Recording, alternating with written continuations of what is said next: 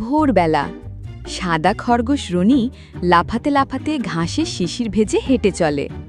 আজ তার মনটা অনেক খুশি। নদীর পাশে গাছের নিচে বসে সবুজ কাচিম বিকু, চশমা চোখে, বই হাতে। এক শান্ত সকালে সে হারিয়ে যায় গল্পে। হঠাৎ পেছন থেকে রুনি এসে ঝাঁপিয়ে পড়ে বিকুর ওপর। হো হো করে হাসতে থাকে তারা দুজনেই। রুনি চুপ হয়ে যায়, ধীরে বলে, আমার প্রিয় ফুল গাছটা শুকিয়ে যাচ্ছে, আমি কি কিছু করতে পারি না?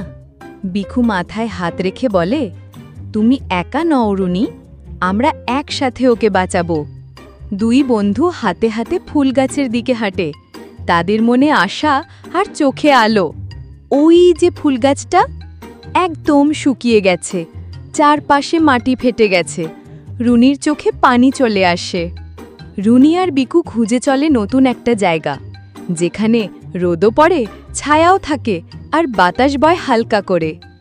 রুনি খুব যত্ন করে গাছটাকে তোলে, বিকু পাশে গর্তে মাটি মসৃণ করে। তারা গাছটাকে নতুন ঘরে বসায়।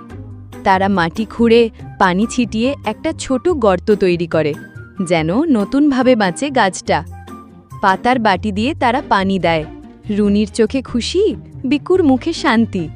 গাছটাও যেন একটু হেসে ওঠে। এখন গাছটা নদীর ধারে বড় গাছের ছায়ায়। রুনি আর বিকু বসে চুপচাপ তাকিয়ে থাকে, যেন একটা নতুন স্বপ্ন জন্ম নিচ্ছে। রাতে চাঁদের আলোয় রুনি গান গায়, বিকু ফুলগাছকে একটি গল্প শোনায়, যেন গাছটাও তাদেরই মতো ছোট্ট বন্ধু। আকাশে মেঘ আর নেমে আসে নরম বৃষ্টি। রুনি নাচে আর বিকু পাতার ছাতা মাথায় ধরে। এক আশ্চর্য মধুর মুহূর্ত। সকাল হতেই রুনি দেখে গাছে এসেছে প্রথম কুড়ি। সে খুশিতে চেঁচিয়ে ওঠে, ফুল ফুটবে, ফুল ফুটবে। কিছু পোকা গাছের দিকে এগিয়ে আসে। বিকু পাতার পাখা দিয়ে ওদের আস্তে করে সরিয়ে দেয়। গাছটা রক্ষা পায়। রঙিন পাখিরা আসে, ফুলের গন্ধে মুগ্ধ। রুনি ওদের বীজ খেতে দেয়, হাসতে হাসতে বলে, সবাই বন্ধুর মতো থাকো। সূর্য ডুবে যাচ্ছে নদীর ওপারে। রুনি আর বিকু ফুলগাছের পাশে বসে থাকে, হাতে হাত ধরে। বন্ধুত্বের গল্প কখনো শেষ হয় না।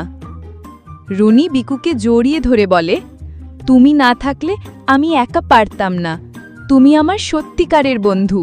একদিন সকালে গাছ জুড়ে ফুটে ওঠে নীল আর গোলাপি ফুল। রুনি আর বিকু হাততালি দেয়, তাদের চোখে আনন্দের আলো।